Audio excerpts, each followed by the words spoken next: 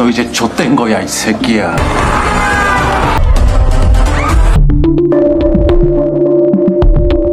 Detektif Kang Dong-woo dan juga timnya sedang menjalankan operasi untuk menggeledah sebuah klub. Tetapi salah satu polisi yang bernama Juyun berusaha untuk menghentikannya. Detektif Kang dan juga timnya berhasil masuk ke dalam klub tersebut melalui pintu belakang. Polisi akhirnya menghentikan semua orang yang berada di dalam klub tersebut. Saat Detektif Kang akan mulai menggeledah, tiba-tiba Kapten Juyun menghentikannya. Dia berusaha membawa Detektif Kang keluar dari klub tersebut. Detektif Kang berpura-pura mau keluar, tetapi akhirnya dia pun berhasil menemukan tempat yang mencurigakan. Tiba-tiba ada seseorang yang berusaha untuk melarikan diri, dan terjadilah perkelahian di antara mereka. Hal yang sangat tak terduga, ternyata Detektif Kang mendapati bahwa pria tersebut adalah rekan polisinya sendiri yang bernama Jang Ho. Dia juga tertangkap membawa beberapa obat. Dia memohon kepada Detektif Kang untuk tidak dipenjara, karena dia mengaku hanya sebagai pengantar saja. Jang Ho mengatakan kepada Detektif Kang bahwa semua divisi di dalam kejahatan besar terlibat dalam kasus ini. Detektif Kang akhirnya menangkap semua orang yang terlibat termasuk dengan Kapten Juyun. Waktu berlalu hingga 3 tahun kemudian, seorang wanita datang ke sebuah klub di Gangnam dengan diantar sebuah mobil hitam. Dia memasuki klub tersebut melalui pintu belakang. Sesampainya di dalam klub tersebut, wanita itu ternyata memberikan sebuah obat kepada pria berambut pirang.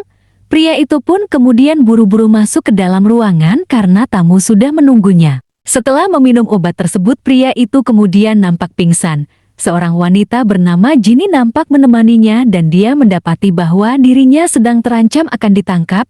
Namun nama asli Jinny yaitu Kim Ye-hye. Karena dalam bahaya, Jae-hye berusaha menghubungi Jung-hwa yang juga berada di dalam klub tersebut. Dia memintanya untuk segera melarikan diri. Jenny kemudian keluar dari toilet dan buru-buru meninggalkan klub tersebut. Ada rahasia tersembunyi yang dimiliki Jenny karena dia mempunyai video milik No Junso atau Johnny Boy. Dia pun berusaha untuk melarikan diri.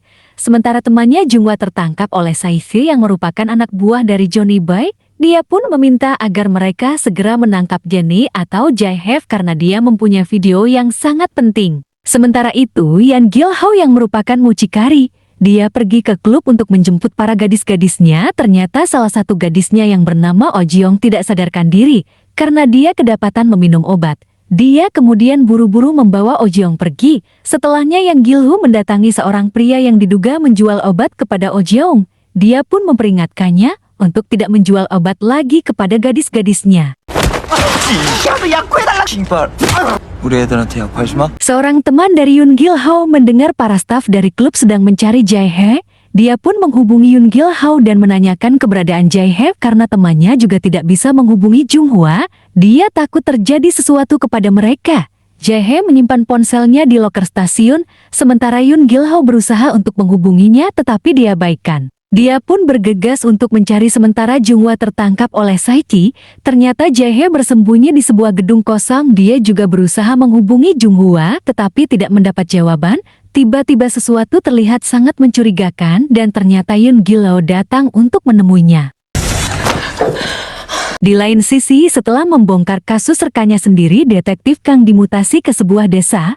Saat di perjalanan dia pun melihat pertikaian antara polisi dan juga pengguna mobil yang menabrak seorang kakek. Detektif Kang curiga bahwa orang tersebut sedang berada dalam pengaruh obat. Saat dia membuka bagasi mobil, pria itu berusaha menyuapnya. Detektif Kang kemudian merobek sebuah pupuk karung yang ternyata terdapat obat di dalamnya. Pria itu sangat kesal dan juga marah dan dia mengancam karena dirinya adalah keponakan dari seorang wali kota. Pria itu berusaha melawan tetapi akhirnya dia tidak berdaya. Detektif Kang akhirnya menyuruh polisi membawa pria itu ke kantor polisi. Di saat bersamaan dia mendapat telepon dari Komisaris Moon yang ternyata datang menemuinya. Komisaris Moon meminta Detektif Kang untuk kembali ke kantor polisi Gangnam dan menjadi agen rahasianya. Dia tahu bahwa Detektif Kang bisa diandalkan, namun Detektif Kang menolak karena dia tidak mau melakukan lagi saat menangkap para rekan-rekannya. Komisaris Moon menegaskan bahwa mereka memang mata-mata. Kemudian dia kembali ke dalam kantornya dan melihat berita tentang wanita tewas yang diduga akibat tabrak lari. Saat melihat wanita tersebut, ternyata detektif Kang mengenali sosok tersebut. Tiba-tiba dia mendapat telepon dari rumah sakit, ternyata anaknya yang bernama Kang Yeseo sedang dirawat di rumah sakit akibat mental yang dialaminya. Dia mencoba melukai dan juga mengakhiri hidupnya. Saat detektif Kang melihat tangannya, ternyata dia mendapati anaknya mempunyai sebuah tato. Sementara itu ibu Yeseo terlihat kesal dengan detektif Kang karena dia pura-pura peduli. Dia kesal karena detektif Kang tidak menangkap gadis-gadis yang diduga perundungan atau manipulasi Yeseo. Tetapi detektif Kang tidak mempunyai bukti tentang gadis-gadis tersebut. 사람을 밀었는데 그게 살인이지 사고. Detektif Kang pun ke kantor polisi Gangnam. Sebenarnya dia sangat menyayangi putrinya. Dia pun mendapat pesan dari putrinya yang ingin dijemput ayahnya ketika pulang. Sementara itu Jae sangat gelisah menunggu kabar dari Junghwa. Yoon Gil-ho curiga bahwa itu berhubungan dengan No Chun Seo. Dia pun menyuruh Jae untuk tetap bersembunyi. Keesokan harinya saat detektif Kang menjemput putrinya, dia berusaha untuk menjadi lebih dekat. Tetapi ternyata Yeseo mengenal Jae dan meminta ayahnya untuk menemukan dia. Namun detektif Kang nampak tidak ingin melakukan hal tersebut yang membuat Yeseo sangat marah. Dia mengatakan bahwa dia tidak bisa hidup tanpa Jae. Yeseo sangat marah karena ayahnya hanya pura-pura peduli dengannya. Dia pun buru-buru keluar dan juga meninggalkan mobil dari detektif Kang. Ternyata Yeseo dan juga Jae merupakan teman yang sangat dekat. 1 tahun lalu sebenarnya Jae dan juga detektif Kang pernah bertemu. Saat itu Yeseo yang mempertemukan mereka berdua. Di saat Yeseo sedang membelikan makanan untuk ayahnya, mereka berdua pun mengobrol. Detektif Kang mengira bahwa Yehi sedang dalam masalah. Tentu saja dia sangat kesal mendengarnya. Dia kemudian meminta detektif King untuk lebih memperlakukan putrinya lebih baik. Detektif Kang justru mengira bahwa Yehi mengancam dan juga mengambil uang putrinya. Ji semakin marah mendengar pengakuan tersebut dan akhirnya meninggalkan Yeseo dan juga ayahnya, dan itu juga membuat Yeseo sangat kesal. Detektif Kang mencari tahu latar belakang dari Yehi, ternyata dia pernah melakukan pencurian. Detektif Kang kemudian menunjukkan foto anaknya dan juga Yehi yang sedang bersama. Ternyata Ji dan teman-temannya juga pernah melakukan bisnis kamera tersembunyi. Saat dilihat dari video gadis-gadis yang terekam, ternyata mereka memiliki tato yang sama. Ternyata polisi pernah menangkap mereka karena kasus web gelap tapi sudah dibebaskan. Saat melihat foto dari Yeon Gil-ho, dia teringat 3 tahun lalu saat menangkapnya dia merupakan sopir dari para gadis-gadisnya, namun karena hal tersebut akhirnya Yeon Gil-ho pun dibebaskan. Tetapi Yeon Gil-ho sangat kesal karena dia sudah dipukuli oleh para polisi. Saat detektif Kang ingin meminta memeriksa plat nomor yang digunakan, tetapi ternyata jaksa sudah membatasi akses file tersebut. Di lain sisi ada seorang jaksa wanita yang bernama Min So-jin. Ini dia akan menangani kasus orang hilang berantai di Gangnam. Yoon Gil-ho terlihat menemui pria berambut pirang dan menanyakan di manakah keberadaan Junghwa. Pria itu mengaku hanya dibayar untuk melakukan pengantaran ke Hotel Grand Business. Dia pun menyuruh Gilu untuk segera datang ke sana karena kesal Gilu akhirnya menghajar dia sebelum pergi. Junghwa dibawa oleh Saiki untuk masuk ke dalam kamar hotel dan ada beberapa pria yang sudah menunggu. Ternyata saat itu pria lain datang menggunakan sepatu bercorak putih hitam. Beberapa saat kemudian semua orang sudah pergi dengan ruangan yang sangat berantakan. Yoon Gil-ho datang, ternyata dia mendapati Junghwa sudah tidak bernyawa di dalam bak mandi. Tentu saja ini membuat dia sangat kesal dan juga marah. Kemudian beberapa orang datang menggunakan jubah yang akan membersihkan ruangan hotel tersebut. Mereka bertugas untuk membereskan kamar hotel tersebut dan juga memindahkan mayat. Tetapi ternyata mayat Junghwa sudah tidak ada dan itu adalah masalah besar. Di lain sisi Johnny Boy Oh Chun Seo adalah seorang selebriti. Saichi memberitahu bahwa mayat Junghwa tidak ditemukan. Jen terlihat sangat gelisah dan meminta Saichi untuk segera menemukannya. Ternyata dia adalah seorang pecandu dan juga orang yang membunuh Junghwa. Seorang petugas kebersihan menemukan mayat Junghwa yang berada di stasiun kereta api. Kini polisi akan menyelidiki kasus tersebut. Setelah bertugas kembali di kantor polisi Gangnam, ternyata rekan-rekan detektif Kang tidak senang dengan kehadirannya. Mereka pun tidak ingin detektif Kang ikut dalam menangani kasus ini. Tentu saja itu membuat detektif Kang sangat kesal.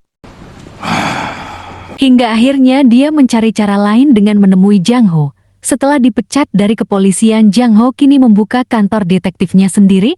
Tentu saja dia sangat kaget saat detektif Kang datang menemuinya. Kini misinya akan dimulai. Detektif Kang meminta Jang Hao untuk mencari beberapa orang dari data yang diberikan oleh Jisoo. Mereka pun menemui salah satu anak buah dari Jang Ho. Saat foto Yoon Gi-lo diperlihatkan, ternyata Yoon Gi-lo adalah seorang mucikari dan ada dua gadis yang sangat dekat dengannya. Mereka adalah Jani dan juga Junghwa yang mayatnya ditemukan di stasiun. Hia juga mengaku tidak pernah bertemu dengan Jani. Di lain sisi, Gi-lo diam-diam bertemu dengan temannya karena dia ingin meminjam uang setelah kematian Junghwa. Temannya minta Jani dan juga Gi-lo untuk bersembunyi di suatu tempat, namun dia hanya ingin mengirim Jani untuk bersembunyi di tempat tersebut. 그 새끼들 잘못 건드렸다고 너까지 뒤질라고? Tiba-tiba Saichi menghubunginya, kemudian mereka bertemu. Saichi mendapat perintah dari Jan Seo agar Gi-lo membawa Jani bersamanya, dan dia pun akan membayar sejumlah uang. Tentu saja Gi-lo sangat kesal dan juga marah mendengar hal tersebut. Kemudian dia memperingatkan Saichi dan sebelum pergi dia pun merusak kaca mobil milik Saichi dan juga menghancurkannya. Hal itu membuat Saichi sangat ketakutan. Kemudian Saichi menemui Jan Seo dan memberitahu bahwa Yoon Gi-lo akan membawa Jani atau Yehye. Di lain sisi, Jani akhirnya melihat berita tentang kematian Junghwa. Dia pun akhirnya memutuskan untuk keluar dari gedung kosong tersebut dengan melarikan diri dari sebuah jendela. Sementara itu, Jak Samin akhirnya menemukan video CCTV saat Gi-lo membawa mayat Junghwa. Dia pun memberitahunya kepada Jak Satak, namun Jak Satak langsung ingin membuat Gi-lo sebagai pelakunya dan segera menutup kasus tersebut. Dia juga akan bekerja sama dengan Badan Kepolisian Seoul daripada dengan Syu. Ternyata polisi yang akan menangani kasus tersebut adalah Kapten Juyun. Karena ingin segera kasusnya ditutup, Jak Samin curiga bahwa Kapten Juyun ingin melindungi pelaku yang asli. Dia pun terlihat kesal dengan Jak Samin yang tidak bisa bekerja sama. Di lain sisi, Jun Seo terlihat dihajar oleh Kang Su. Dia ketahuan apa yang sudah dilakukan terhadap Jae dan juga Junghwa. Karena perbuatannya bisa beresiko terhadap bisnisnya. Jun Seo kemudian menelpon Saichi untuk mempersiapkan pesta karena dia akan melakukan sesuatu. 그럼 준비해. 그럼 건드리지 말아야지. Saat dia kembali ke gedung kosong, ternyata Jae sudah pergi dari tempat tersebut. Jak Samin kemudian bertemu dengan Jak Satak. Setelah bertemu dengan Kapten Juyun, Jak Samin akhirnya tahu apa yang diinginkan oleh Jak Satak. Dia akan melakukan apa yang diminta. Tetapi Jak Samin ingin kompensasi akibat resiko yang akan dia terima. Tentu saja Jak Satak akan mengabulkannya. Kemudian Chun Seo mengadakan pesta di klub Gangnam. Tiba-tiba Kapten Juyun juga datang ke tempat tersebut. Ternyata Jun Seo memberinya sebuah hadiah jam tangan mahal. Selama ini Kapten Juyun yang selalu menutupi kasus dari Chun Seo. Kali ini dia berencana menjebak Yoon Gi-lo dan akan menghabisinya. Dia pun meminta Kapten Juyun untuk mengurus masalah tersebut. Sementara itu, detektif Kang sedang mencari keberadaan dari Yoon Gi-lo. Mereka meminta anak buah Jang Ho untuk mencarinya melalui grup chat. Para gadis akhirnya berhasil mendapatkan informasi tentang Yoon Gi-lo. Dia akan menemui Saichi di suatu tempat. Saichi sendiri adalah preman dan juga pengedar yang bekerja untuk selebritis. Yoon Gi-lo akhirnya bertemu dengan Saichi, tetapi dia tidak membawa Jani atau Jae. Yoon Gi-lo ingin melakukan kesepakatan lagi, tapi Saichi akhirnya melaporkannya kepada Chun Seo. Sementara itu, detektif Kim dan juga Jang Ho juga membuntuti mereka. Di saat Jang Ho pergi, ternyata detektif Kang melihat sebuah mobil dengan segerombol preman. Saichi mendesak Gi-lo untuk membawa Sojin dan juga video yang disimpannya. Ternyata Gi-lo tidak mengetahui tentang video tersebut dan akhirnya dia tahu alasan Chun Seo dibunuh. Tiba-tiba beberapa orang datang dan langsung mengepung Gi-lo. Di sisi lain, Jak Samin mendapat telepon dari Kapten Juyun bahwa dia menemukan Yoon Gi-lo dan akan segera menangkapnya. Kini Gi-lo sedang bertarung dengan orang-orang suruhan Chun Seo. Tentu saja dia bisa untuk menghajar semua orang-orang tersebut dengan kemampuan yang dia miliki. Saichi merekamnya secara langsung dan mengirimkannya kepada Chun Seo. Saat Gi-lo menduga bahwa Chun Seo berada di dalam mobil, dia pun kemudian mendekati mobil tersebut, namun ternyata seorang pria keluar dan juga langsung menusuknya. Hal itu membuat Gi-lo tidak berdaya dan juga terluka parah. Tiba-tiba detektif Kang datang dan juga menyuruh Gi-lo untuk segera masuk ke dalam mobilnya serta kabur meninggalkan tempat tersebut. Chun Seo menyuruh mereka untuk segera mengejar mobil tersebut. Sayangnya pisau Gilho tertinggal dan Saichi mengambilnya. Di lain sisi Jonso terlihat menemui seseorang yang berada di dalam kedai. Ternyata dia bertemu dengan Lee Gangsu. Keduanya pun mengenang masa lalu mereka sebelum sukses. Mereka pun terlihat minum bersama beberapa tegukan. Tak lama kemudian Chun Seo akhirnya berpamitan dan juga pergi meninggalkan Lee Gangsu. Sesaat kemudian seorang wanita yang bersama dengan Chun Seo di dalam mobil datang menemuinya. Tiba-tiba dia menusuk Lee Gangsu dan juga membuatnya terluka parah. Semua itu adalah perintah dari Chun Seo yang sekarang juga akan mengambil alih dari Gangnam Trading. 단도직입적으로 말씀드리겠습니다. 맡겨주십시오. Sementara itu detektif Kang bertanya di mana keberadaan Kim Jae-hye. Namun Gila tidak bisa menjawab karena dia terluka parah dan juga kesakitan. Detektif Kang yakin bahwa Gila bukanlah pelaku yang membunuh Jung Hwa. Tiba-tiba beberapa polisi pun melakukan pengejaran terhadap mereka. Setelah menepi, ternyata Kapten Juyung orang yang mengejar mereka dan berencana untuk menangkap Yun Gila. Saat Gila berusaha untuk kabur, detektif Kang langsung melindunginya dan memperingatkan para polisi tersebut karena Kapten Juyun terlalu agresif untuk menangkap Gila.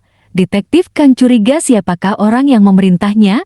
Nah kemudian Gila memutuskan untuk melompat dari jembatan. Tentu saja itu membuat semuanya terkejut, terutama detektif Kang.